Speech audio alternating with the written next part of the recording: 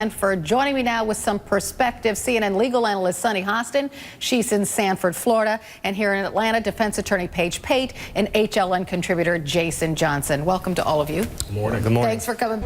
All right, we have not gotten to the meat of the doctor's testimony. He is an expert voice analyst. And if you're confused, as I am, and as Jason Johnson is, because Jason, we thought a voice analyst wasn't allowed to be part of this trial. Right. The Fry hearings, we spent weeks with both sides arguing as to whether or not you could have someone come in and talk about whether it was Trayvon or George Zimmerman yelling. So I don't know if this was just a really sneaky trick by the prosecution. I don't know why the defense didn't object. This should be very interesting. I wonder what he's actually going to testify about. Oh, well, let's talk to Mr. Defense Attorney over there, Paige Pate, because you suspect you know. Right. You know, the judge said that you can't testify, at least have an expert testify to that particular question of whose voice is it we heard making the scream. Maybe there are other things about that tape, though, that an expert can shed light on. What I thought was very interesting, though, is that the defense said, yeah, let's bring him up. They didn't object to his qualifications. They seem excited about this testimony. The defense attorney even said, I'm eager to hear what he has to say. Exactly, and so am I. Very curious. Okay, let's go back to testimony. And Paige, earlier you said that you were surprised that this was the first witness of the day because after last week, which was kind of devastating to the prosecution, you'd think there would be this exciting witness placed on the stand so the jury could sit up and pay attention. Certainly, or at least one that's very strong for the prosecution. I mean, trials are a lot about momentum, and I think Friday certainly ended strong for the defense. So Monday morning, if you're the prosecution, you want to catch them when they're awake, when they're interested, and start rebuilding some credibility towards your theme. All right. Well, he's asking more questions. Maybe they'll get to the meat of the testimony soon. Jason Johnson. I don't know. I mean, maybe there's some huge twist ending to this, and they're going to look like geniuses at the end of the day. But right now, this makes absolutely no sense to anybody observing the trial, and probably the jury. Well, they are talking about the 911 call, so let's listen. You're saying, what's the point? Well, one, they might be nodding off like George Zimmerman on day one, because it seems like a really long buildup to whatever it is the prosecution is trying to argue. I don't really understand what their point is. At the end of the day, I think people are going to listen to the tape. The jurors are going to decide on their own who they think they hear. I don't think any expert or witness could sway them. What are they trying to do, do you think, Paige? I mean, he's now talking about how you can't tell whether it's a young person's voice on the tape or an adult, and then the prosecutor or the prosecuting attorney kind of turned it to like voices you hear in real life, not on tape. And can you tell if a person's young or old if you hear those voices too from far away? It's really hard to understand. I mean, as a prosecutor, we all know that you have to call fact witnesses even if they don't support your theory of the case. You got to get it out there, because if you don't do it, the defense lawyer will. That's not true with experts. And it seems like this expert is undercutting one of the earlier prosecution witnesses we heard from last week, who seemed to suggest that it was the younger person who gave the scream.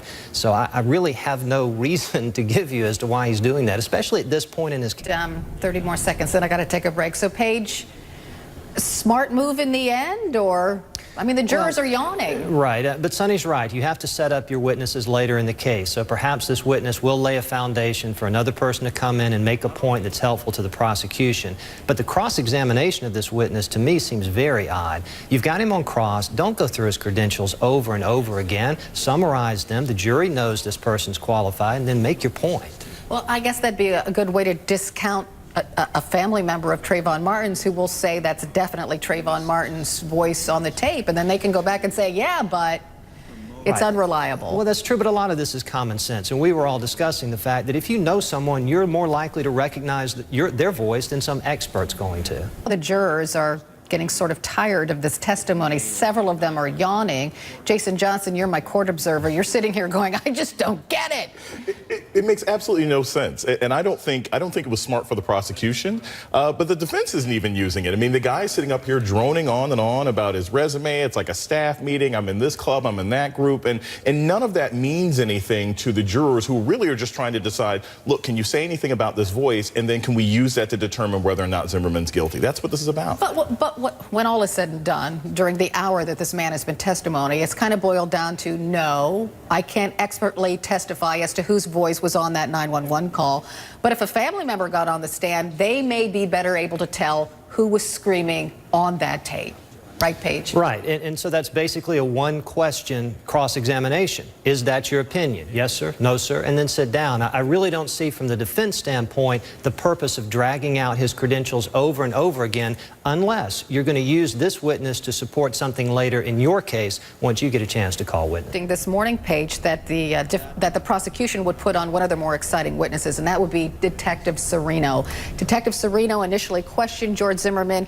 His initial thoughts were to charge George Zimmerman with manslaughter, and you were surprised that that witness wasn't put on the stand first. I was surprised. Again, trials are a lot about momentum, and when the defense ended so strongly on Friday, I expected early Monday we would hear from a strong prosecution witness that clearly supported their theory. You've got the jury's attention. They're awake. They've been away all weekend. They're ready to hear testimony. You start out with something this dry and somewhat confusing to the jury, you're going to lose them the rest of the day, perhaps. After this interrogation, as I said, Detective Serino decided that George Zimmerman probably should be charged with manslaughter.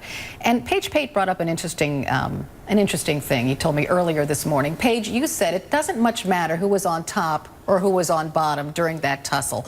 What does matter? Well, at the end of the day, the judge is going to instruct the jury on the law relating to self-defense. And what's really important is that George Zimmerman had to have been acting lawfully at the time he used lawful or deadly force against Trayvon Martin. So if he initiated the fight, if he's in there throwing punches, just because Trayvon throws a few himself and may even be winning at some point does not give Zimmerman the right to take out a gun and shoot him. Because Zimmerman, if he's initiating the fight, if he's in there grappling with him, then he's not acting lawfully at the time. Is it enough, you know, that George Zimmerman may have been following Trayvon Martin? Is that enough to be the aggressor? I don't think so. I mean, we heard that Zimmerman was asked, you know, you don't need to do that. You don't need to follow him.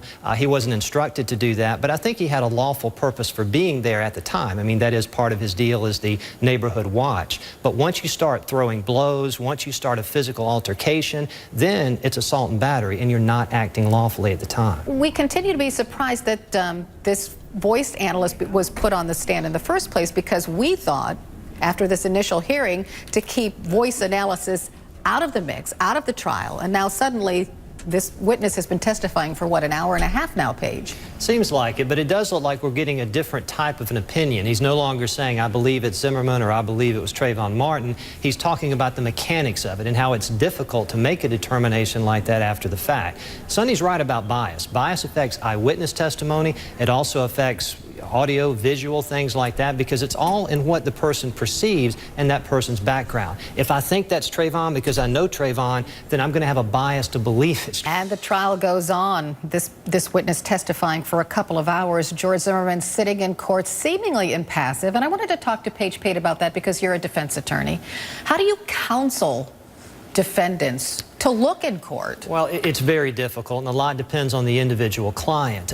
You want them to be interested, but you don't want them to react negatively or with anger or anything like that, because you know through experience that the jury is watching them very carefully, because, you know, they're listening to the evidence, they're listening to the testimony, but they also want to see how this person responds to that. And it's tough. I mean, you're the client, your life is literally being played out in front of you. You can't stand up and say anything almost during the entire trial. So it's you difficult. can't show anger. You should. Frustration. You should. At times, it appeared that George Zimmerman kind of fell asleep, although we don't know that for sure. But during this testimony, it'd be hard not to. Right. Well, what we try to do is give them a pad of paper and a pen and say, take some notes. Maybe something that you're going to hear is something you want to discuss with me later. Write it down, and we'll come back and talk to it. It gives them something. It was a person who was familiar with a loved one's voice is the best person to be able to identify a voice that's on a tape. That's right, and that's pretty much common sense. I don't know that we needed an expert to tell the jury that. I think they probably figured that out on their own. The one point the defense was able to make with this witness is that if you know the person whose voice it is, you may have some bias. Oh, yeah, it sounds like him, and then be positive that it is him. So there's some bias, but it's mostly, it's going to be up to the person that knows the guy. Well, because you would think that when the defense has their turn to call their witnesses, they're going to put a family member, maybe George Zimmerman's wife, on the stand, who will say, that's my husband's voice screaming on that tape. And they actually mentioned that in the opening statement. There was a claim I thought was kind of far-fetched that he said there was an uncle who heard the tape on television in another room and recognized Zimmerman. But again, I agree. I don't see why you needed 2 hours to tell me water is wet. This doesn't make much sense to me. Well, I think Sunny Hostin had a good point when she talked about the defense attorney, Don West. He likes to be very, very thorough. He does, obviously. I mean, this is not as bad as the knock-knock joke, but I do think he's boring the jury. I think he needs to make his points, be clear about them, because otherwise the jury's going to miss that. If you have one good point and you've got a witness up for 2 hours, the jury may not have heard that good point. Hit it hard, but then move on. So the next logical witness probably will be some member of Trayvon Martin's family, don't you think? Right, and I think that'll be good. They can tell, look, I've heard him scream. I remember he was excited after a game or in this sort of environment. And also, it helps establish the character. Remember, Zimmerman's, the defense is trying to argue Trayvon attacked him. If you've got a family member up there saying, look, that's not who this kid is, I think that's something that really helps the prosecution. Something curious about in listening to the 911 call, and we've all heard it a million times, but the screaming stops immediately after the gunshot. As a defense attorney, what does that tell you, Paige? Well, I think it's going to be difficult for George Zimmerman to say he was screaming and then all of a sudden shot Trayvon Martin. I think it's much more likely to conclude, again, using common sense, and jurors do that the person who was shot was the one that was screaming right up until they were shot. Yeah, because you'd think, after you shoot someone, your adrenaline would be going like mad, and you would continue to say something or scream something or... Well, most definitely. You've just killed someone, or at least you just shot someone. You don't even know if they're dead. You would continue screaming, get this body off of me. Oh, my goodness. That's always been something that the defense is going to have difficulty with. Why would George Zimmerman stop screaming after shooting as opposed to Trayvon if he just got shot? And will the prosecution get into that, you think? I think so. If not now during the witnesses, they'll certainly use that in closing argument, and they'll make that argument. And that's what you do as a prosecutor. You can't really argue your case so much through the witnesses. You lay the foundation, you get out the points you hope to make, and then try to tie it all up in closing.